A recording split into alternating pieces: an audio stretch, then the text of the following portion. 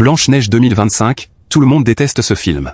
C'est vrai, je n'ai jamais vu autant d'avis négatifs sur un seul film et surtout, je n'ai jamais vu une grosse production faire autant l'unanimité. En Asie, en Océanie, en Europe, en Amérique du Sud et en Amérique du Nord, terre du film en question, tout le monde est d'accord que cette nouvelle adaptation du classique de Disney est une déception monumentale. Et même chez nous en Afrique, ce film est très mal reçu. Et pour ceux qui se posent encore la question, oui, nous avons des salles de cinéma en Afrique, oui, nous avons Internet, oui, nous avons la 5G, et oui, nous connaissons Blanche-Neige. Et pour ceux qui ont regardé ce film en Afrique, ils l'ont également très mal reçu, voilà. Une chose qui est certaine, c'est que tous ceux qui n'ont pas apprécié, ou qui ont détesté ce film qui devient l'un des plus mal notés de l'histoire, ont chacun leur raison. Ça pourrait être à cause de l'actrice principale qui exacerbe le monde entier avec ses prises de position controversées. Ça pourrait être en raison d'un désamour profond des comédies musicales. Ou alors parce que comme beaucoup, vous n'êtes plus du tout excité par les productions Disney. Ou bien parce que vous pensez que les classiques doivent rester ce qui a fait d'eux des classiques et ne subir aucun changement. Bref, vous l'aurez compris, tout le monde a ses raisons pour ne pas aimer ce film. Mais qu'en est-il du point de vue africain? Pourquoi les Africains n'ont pas aimé le nouveau Blanche-Neige en prise de vue réelle avec Rachel Zegler et Gal Gadot? Voyons cela ensemble sur notre page Sagesse africaine.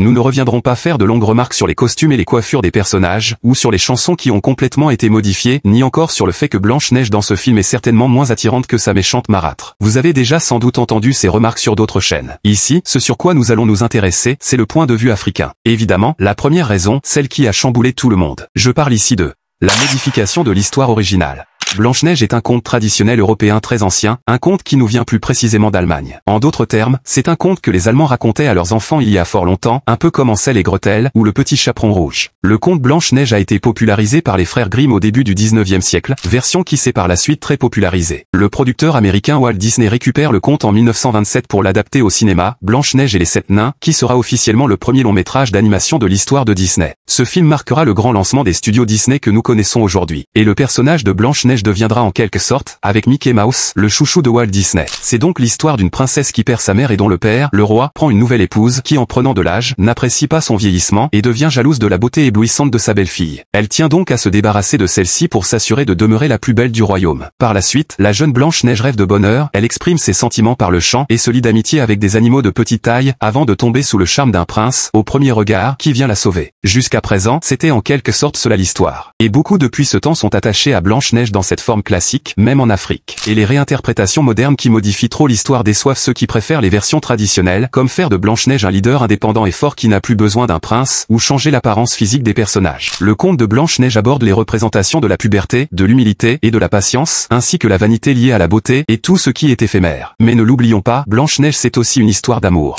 Mais ce nouveau film, comme beaucoup de sorties récentes de Disney et de productions hollywoodiennes en général, vient retirer tous ces charmes que l'on connaissait à l'histoire d'origine, en donnant de la testostérone à l'héroïne et en faisant de l'homme un élément du décor. Et ça, ce n'est pas du tout la conception africaine de la société, car pour les Africains, l'homme se doit d'être fort et courageux pour protéger sa famille.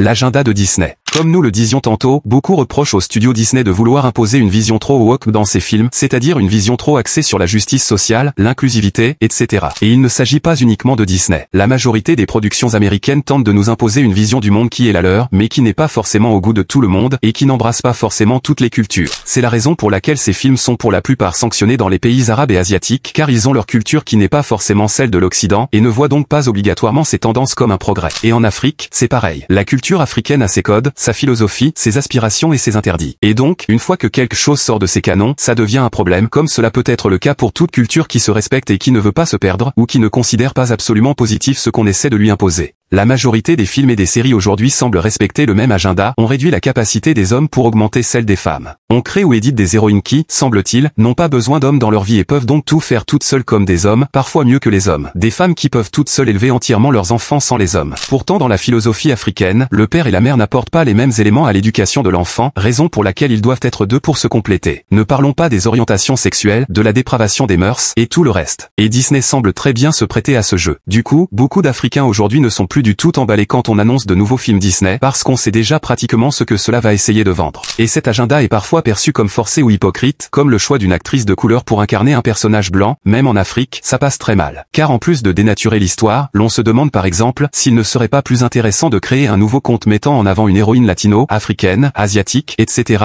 au lieu de réécrire toute l'histoire. Par conséquent, de nombreux spectateurs africains, et d'ailleurs, peuvent voir ces adaptations comme manquant de sincérité. Si Disney veut vraiment mettre en avant la diversité, pourquoi ne pas produire plus d'histoires enracinées dans les cultures africaines ? Le rôle de la femme dans la société. La dynamique occidentale semble se diriger vers une direction morale qui brise toutes les valeurs qui construisent la société. L'importance de la famille, la place de la femme et de l'homme, l'éducation des enfants, tout est chamboulé.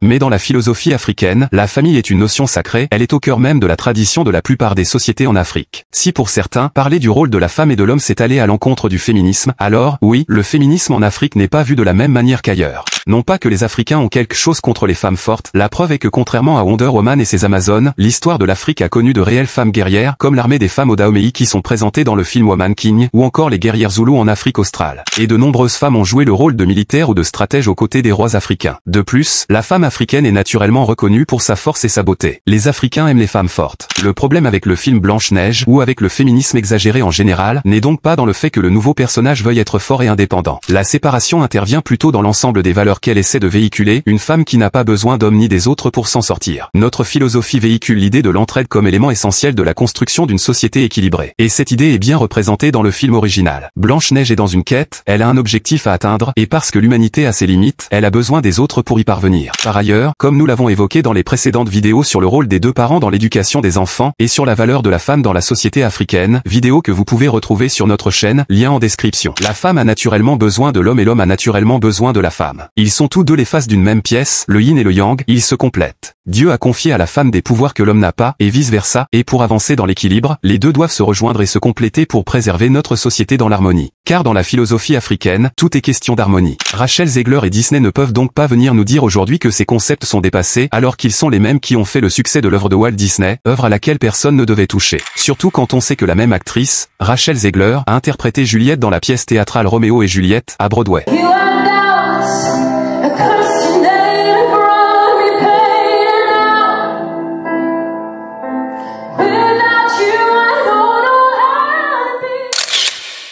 C'était notre analyse du nouveau Blanche-Neige sous le prisme de la philosophie africaine. Votre avis sur ce sujet serait apprécié. Si vous avez regardé cette vidéo jusqu'à la fin, mettez-nous un j'aime, et écrivez Blanche-Neige en commentaire. Merci d'avoir regardé.